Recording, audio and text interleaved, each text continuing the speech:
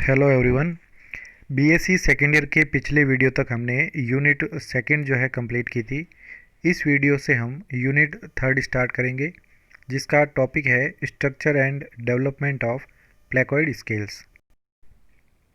तो पहले हम बात करते हैं यूनिट थर्ड के बारे में। इस यूनिट के अंदर इंटीगुमेंट स्ट्रक्चर्स आती है, including structure and development of placoid scale. तो सबसे पहले हम प्लेकॉइड स्केल के स्ट्रक्चर और डेवलपमेंट के बारे में पढ़ेंगे। उसके बाद फीदर्स का स्ट्रक्चर और डेवलपमेंट आता है।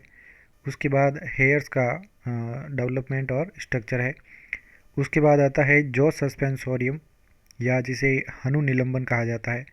इसके बाद लिम्स एंड गर्डल्स जो है इन एनिमल्स की आती है, जिसमें राना, यूरोमेस्टिक्स, कोलंबा एंड ऑरिक्टोलेगस, इन चार एनिमल्स के लिम्स एंड गर्डल्स यानी हाथ और पैर की जो अस्थियां हैं और जो मेखलाएं होती है, इनके बारे में हम पढ़ेंगे। तो सबसे पहले इस यूनिट में हम बात करते हैं स्ट्रक्चर ऑफ प्लेकॉइड स्केल या प्लेकॉइड सल्क की संरचना के बारे में। In Scoliodon the exoskeleton comprises the placoid scales embedded in the skin. तो स्कोलियोडॉन, या जिसे कुत्ता मछली कहते हैं, इसमें जो एक्जोस्केलेटन या बाह्य कंकाल होता है, ये बना होता है प्लेकॉइड स्केल्स या प्लेकॉइड सल्कों के द्वारा। ये इनकी स्किन या त्वचा के अंदर धंसे हुए पाए जाते हैं। A typical placoid scale consist of mainly two parts. एक प्रारूपी जो प्लेकॉइड सल्क होता है, इसमें मुख्यतया दो भाग पाए जाते हैं। द बेसल प्लेट, यानी इसे कहते हैं आधारी plate, and the flat trident spine, और एक चपटी त्रिशूल कंटिका। तो ये दो जो है इसके मुख्य भाग होते हैं। The basal plate is diamond shaped. अब इनमें जो बेसल प्लेट या आधारी प्लेट जो होती है, ये डायमंड के आकार की होती है। And lies embedded in the dermis, और यह डर्मिस या चर्म के अंदर धंसी हुई पाई जाती है। And firmly placed bye connective tissues, और ये सुरक्षित रूप से पाई जाती है इनके कनेक्टिव टिश्यूज के द्वारा अपनी एक स्थान पर जो है स्थायी रहती है। तो ये कनेक्टिव टिश्यू या संयोजी ऊतक होते हैं जो इसे अपनी जगह पर बनाए रखते हैं। The basal plate is formed of the calcified tissue closely related to the cement. अब ये जो बेसल प्लेट या आधारी प्लेट होती है, यह कैल्सिफाइड टिश्यू यानी कैल्शियमी ऊतक के द्वारा बनी होती है, जो कि क्लोजली रिलेटेड होता है या निकट संबंधित होता है सीमेंट के, यानी यह सीमेंट के समान ही कैल्सिफाइड टिश्यू के द्वारा बनी हुई होती है। The inner surface of the basal plate bears an opening. तो इसकी बेसल प्लेट की जो इनर सरफेस होती है या आंतरिक सतह जो होती है, उसके ऊपर एक ओपनिंग यानी छिद्र पाया जाता है, which leads into the pulp cavity, जो कि मज्जा गुहा यानी पल्प कैविटी के अंदर खुलता है।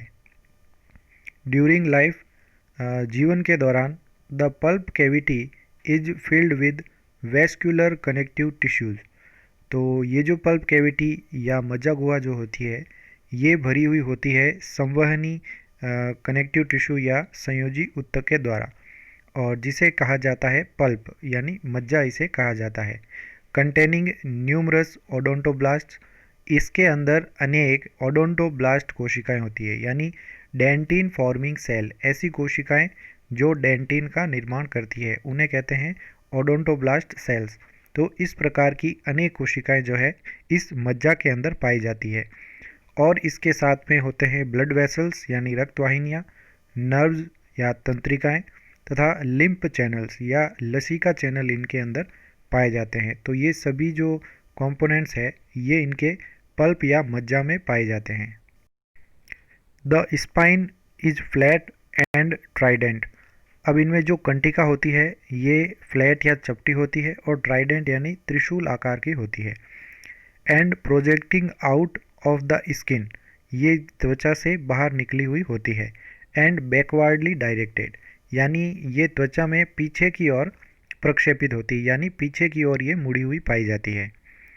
The surface of the spines is not smooth, यानी इन स्पाइंस या कंटिकाओं की जो सतह या सरफेस होती है ये स्मूथ या चिकनी नहीं होती है, but presents a stratified appearance under the microscope.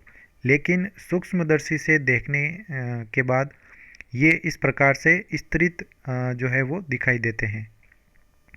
The spine is composed of a hard calcareous substance, the dentine.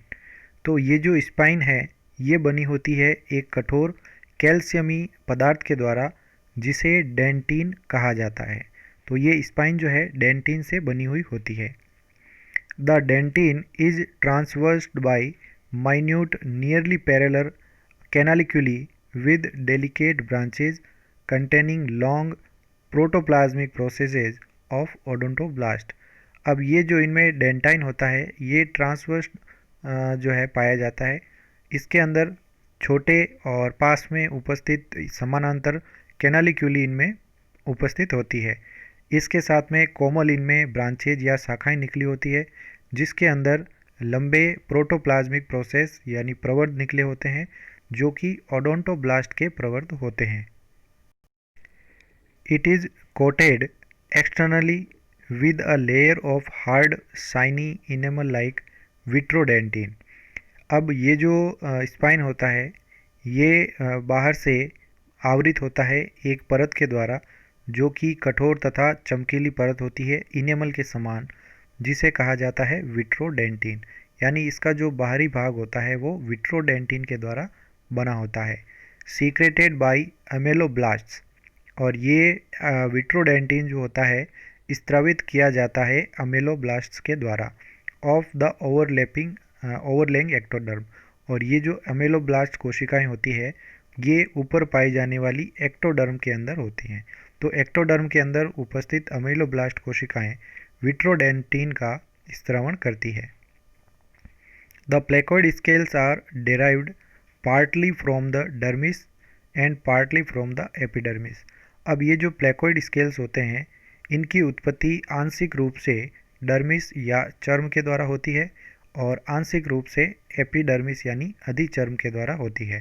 तो दोनों ही इसके अंदर जो है कंट्रीब्यूशन करते हैं। The basal plate and the dentine of spine are derived from mesoderm. अब इनमें जो बेसल प्लेट होते हैं और जो डेंटिन होती है जो कि स्पाइंस के ऊपर पाई जाती है ये जो है निर्मित होते हैं मीजोडर्म के द्वारा। तो इनकी उत्पत्ति मीजोडर्म से होती है। While the enamel is secreted by ectoderm. जबकि इनके ऊपर जो इनेमल लाइक विट्रोडेंटिन होता है तो इस प्रकार का इनेमल एक्टोडर्म के द्वारा स्त्रावित किया जाता है।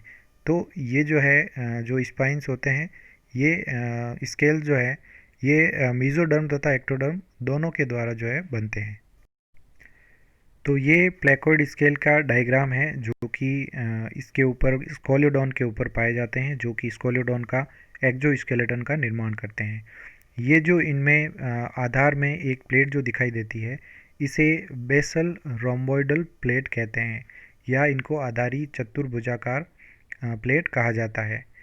अब इनके अंदर मीडियन स्पाइंस होते हैं और लेटरल स्पाइंस होते हैं। तो यहाँ से निकले हुए 3 स्पाइन है इसलिए ये ट्राइडेंट शेप की यानी त्रिशूल आकार की दिखाई देती है। तो ये स्पाइंस होते हैं और ये इनके बीच में मेम्ब्रेन पाई जाती है। तो ये बाहर से जो है वो शल की रूप के दिखाई देते हैं। तो इनके वेंट्रल व्यू से अगर देखें इसके पोस्टीरियर व्यू से एंटीरियर व्यू और ये है इसका पोस्टीरियर व्यू। तो पोस्टीरियर व्यू में हम देख सकते हैं कि ये जो बेसल प्लेट है इसके मध्य में एक छिद्र दिखाई देता है जिसे कहा जाता है ओपनिंग ऑफ पल्प कैविटी या इनकी मज्जा गुहा जो होती है उसका ओपनिंग होता है ये। तो इस प्रकार से ये जो है दिखाई देते हैं placoid scales. Thank you so much. अगले वीडियो में हम प्लेकोइड स्केल्स के डेवलपमेंट के बारे में पढ़ेंगे।